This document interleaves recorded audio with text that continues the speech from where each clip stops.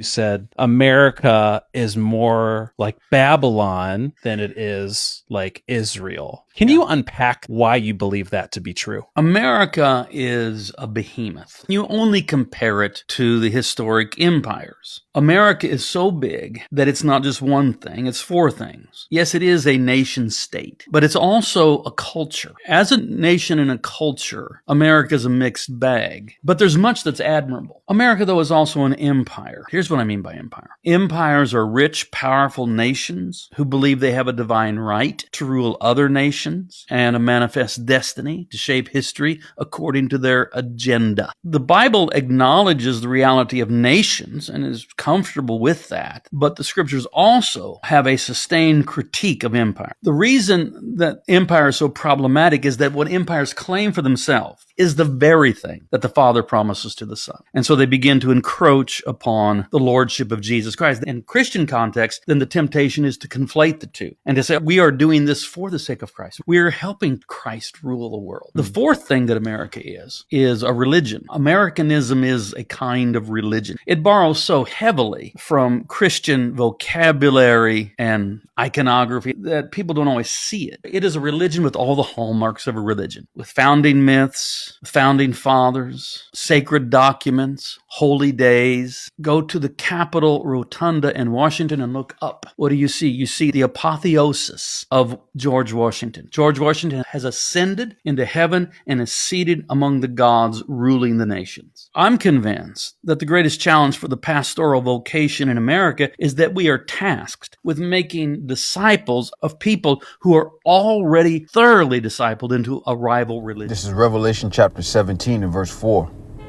And the woman was arrayed in purple and scarlet color, and decked with gold and precious stones and pearls, having a golden cup in her hand full of abominations and filthiness of her fornication. And upon her forehead was a name written, Mystery Babylon the Great, the mother of harlots and abominations of the earth. I want to start off by giving all praise, honor, and glory to Yahweh, Bahashem, Yahweh Shai, Bahashem, Rokah Kodash. Double honors to the apostles and the elders of Great Millstone, who are the elders of Yasha Allah, and a sincere salutation to all Yuakim, who are preaching this word and believing this word, and to the Akwath, who are believing this word, and all truth and sincerity. All right, I want to go into a lesson based on the clip that you just saw from two guys having a discourse about what Babylon the Great, which is America, is. You know, the painting of America as this golden city, all right, was already referenced in the scriptures. All right, if we go to Revelation, the 18th chapter, I'm going to jump down, because when you deal with America, it's known as that golden city, all right, that great city. All right, it's also known as spiritual Egypt and Sodom. All right, it's known as Mystery Babylon. All right, we just read in Revelation, the 17th chapter, the mother of harlots. Because when you go into spiritual fornication, this is what Babylon the Great, which is America, offers the world. You know, through the term democracy, what they're really exporting is wickedness. And as the scriptures say, all right, let me go here real quick. There's Ecclesiasticus chapter 19 and verse 22. The knowledge of wickedness is not wisdom, neither at any time the counsel of sinners prudence. All right, so what Esau is really exporting is not true wisdom. All right, it's basically just knowledge of wickedness. All right, and this is why the scriptures talk about this place being known as the mother of harlots. All right, the abominations. All right, Mystery Babylon. All right, because when you go into Babylon, it goes into Babal, which means confusion. And this is what Babylon the Great offers people when they talk about democracy and they talk about freedoms and liberty. What they're really offering people is rebellion. All right, wickedness termed and rewashed under the term of liberty and freedom and democracy. All right, and this is why this guy rightly so said this place is more like Babylon than Israel, because it is Babylon. All right, according to prophecy. All right, matter of fact, let me go here. This is Revelation chapter 18, and I'm going to jump down.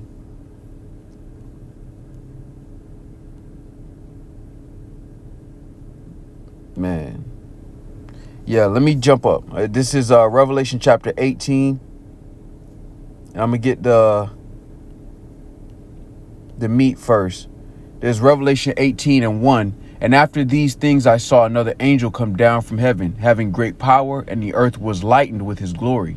And he cried mightily with a strong voice, saying, Babylon the great is fallen, and is become the habitation of devils, and the hold of every foul spirit, and a cage of every unclean and hateful bird. Now, what this is going into is that the judgment on Babylon the Great, which is America, is that it will be destroyed by thermonuclear destruction. This is the lake of fire that they see. All right. Hell and death was swallowed up into the lake of fire. That lake of fire is what they saw when they looked down from the chariots. All right. And that's basically America burning from coast to coast.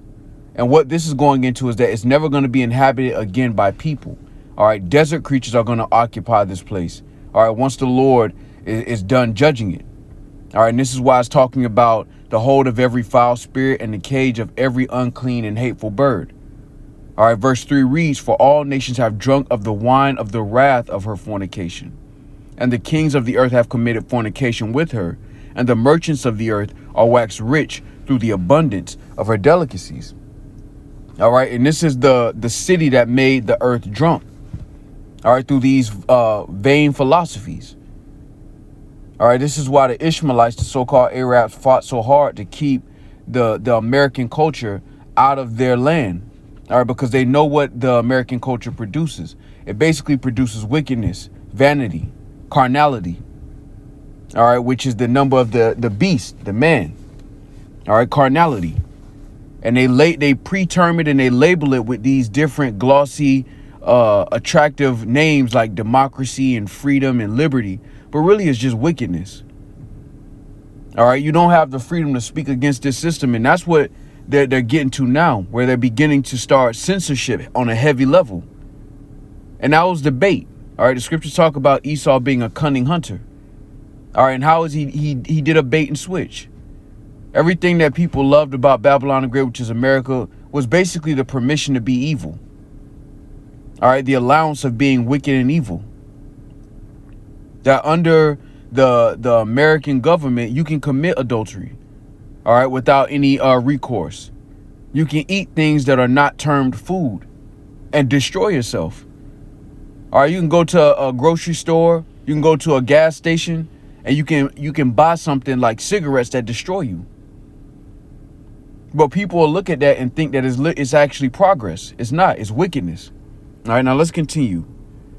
All right, verse 4 reads, and it says, And I heard another voice from heaven saying, Come out of her, my people, that ye be not partakers of her sins, and that ye receive not of her plagues. For her sins have reached unto heaven, and the Most High hath remembered her iniquities. Now that's going to be the physical deliverance. All right, when you go into Micah, the 2nd chapter and the 10th verse, that's talking about the spiritual removing out of the midst of Babylon, meaning spiritually detached from this place. But Revelation 18 is talking about a literal deliverance, because we just read up how this place is going to be a habitation of devils, meaning it's never going to be inhabited again. All right, it's basically going to be inhabited by desert creatures. People are not going to live in Babylon the Great, which is America, again after it's destroyed. That's the Babylon that will never be inhabited again, because ancient Babylon, which is over there in that Iraq region, is still inhabited to this day, which shows you it doesn't fit this prophecy. And now it's all coming to light through the Spirit. All right, that's the beauty of prophecy. All right, the truth which have been so long without fruit is now being declared. All right, it's 2nd Ezra chapter 6 and 27. For evil shall be put out, and deceit shall be quenched. As for faith, it shall flourish. Corruption shall be overcome, and the truth which hath been so long without fruit shall be declared. Because now Mystery Babylon is not so much a mystery. All right, it's now being declared, it's now being identified. And that goes into 2 Thessalonians, the 2nd chapter. The son of perdition had to be revealed. All right, and that's Esau, Edom, the so-called white man, beginning with their elites. And one of their main strongholds is Babylon the Great, which is America. Because through the American power structure, they're able to influence other nations. All right, they're able to spread themselves through this American power system, along with NATO and the EU. All right, because when you deal with the woman, The woman is referring to America, but it sits on a beast, which goes into EU and the NATO system. And through this system, all right, wickedness has been able to flourish, all right, abundantly on planet Earth. All right, let's go here. This is 2 Maccabees 1. I'm going to jump down to verse.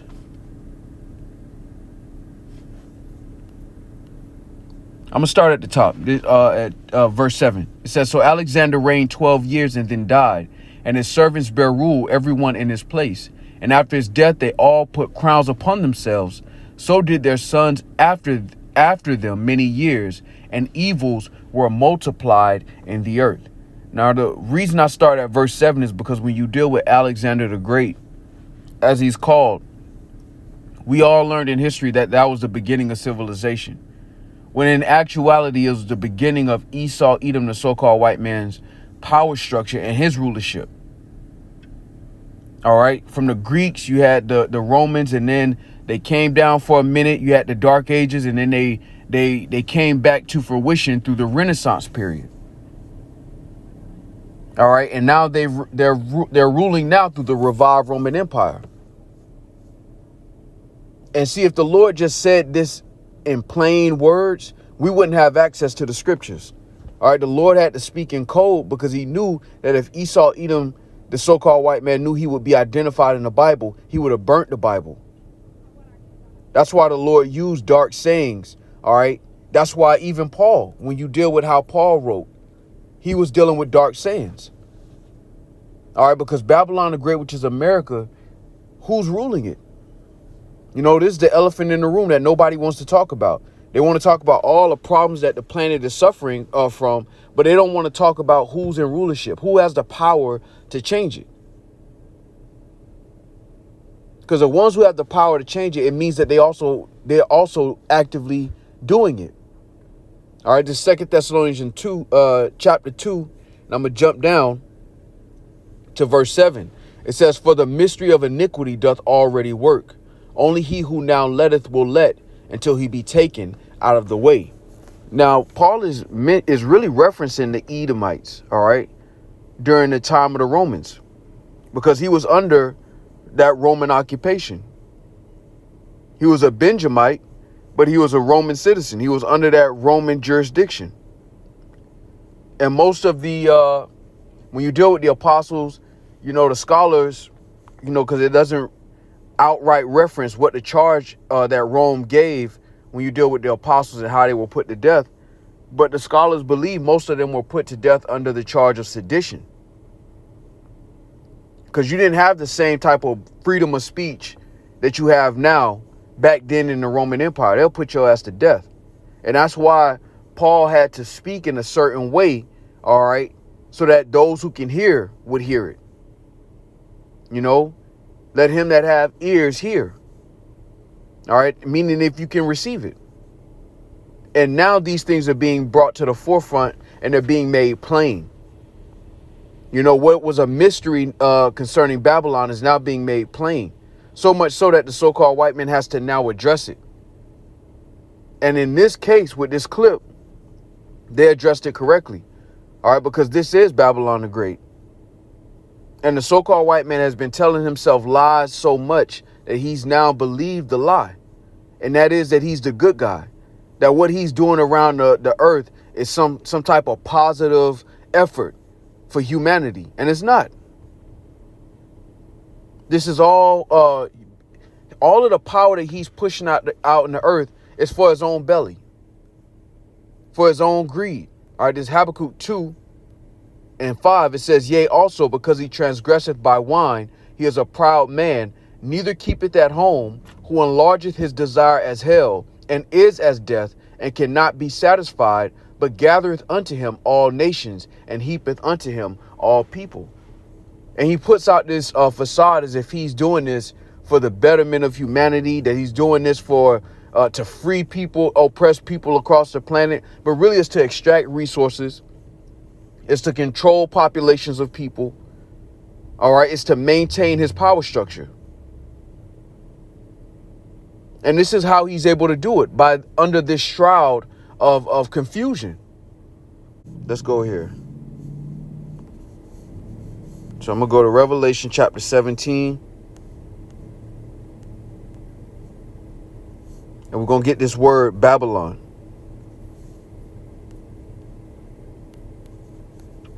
All right, Babylon. And it says Babylon. All right, Babylon, confusion. All right, let's go to this Hebrew origin. It says Babal or Babylon, confusion by mixing. All right, they call this place the melting pot. It's not just the people who are melted together. It's all of the philosophies are melted together. This is basically a idolatry buffet. Choose your delusion. And it's wickedness. Really, when you zoom out, it's wickedness. This is why the scriptures say, he that flee from evil, maketh himself a prey, roughly paraphrasing. The moment you put off these Babylonian customs, you're outcasted. Which shows you they don't care about liberty for everything, just wickedness. That's why this truth is under such a is being shadow banned. It's being demonized. Why? Because it's against Babylon the Great, which is America. All these other so-called religions are not a threat to Esau, Edom, the so-called white man. This is why you can be Muslim and nobody look at you crazy. You can be a Buddhist and nobody look at you crazy. You can be a Hindu and nobody looks at you crazy. All right? Why? Because these philosophies just forward Babylon the Great, which is America's agenda, which is wickedness and confusion. And that's what Babylon is set up to do. It's set up to forward confusion. And this is why this judgment is about to be great through the spirit and power of Yahweh Shema Shai. All right, this is Revelation chapter 18. And I'm going to jump down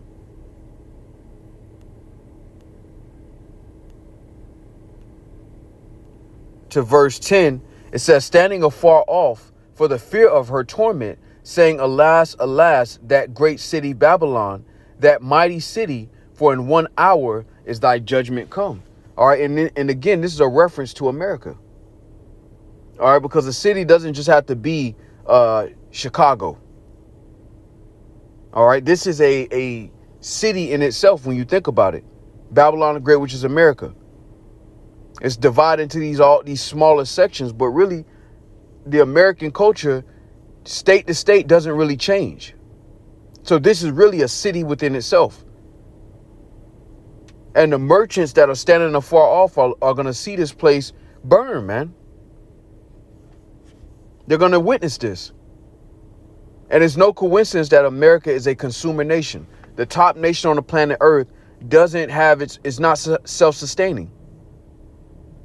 So that means that the merchants of the earth make money. They make abundance off of Babylon the Great, which is America, which is why everybody's in bed with the harlot. Going into justifying the wicked for a reward. And see, if you ask a Christian, where's Mystery Babylon? They can't tell you. Because they're trying to make the state of Israel legitimate according to the scriptures, and it's not. Nowhere in prophecy would the Israelites be back in that land and have the power to bomb somebody to smithereens. As a matter of fact, it said the Lord will place us in that land. Not a Balfour declaration. All right, so Lord willing, this was edifying. With that, I want to give all praise, honor, and glory to Yahweh, Bahashem, Yahweh Shai, Bahashem, Rokah Kodash. Double honors to the apostles and the elders of Great Millstone, who are the elders of Yasha Allah, and a sincere salutation to all Yuakim, who are preaching this word and believing this word, and to the Akwath, who are believing this word, and all truth and the sincerity. Shalom.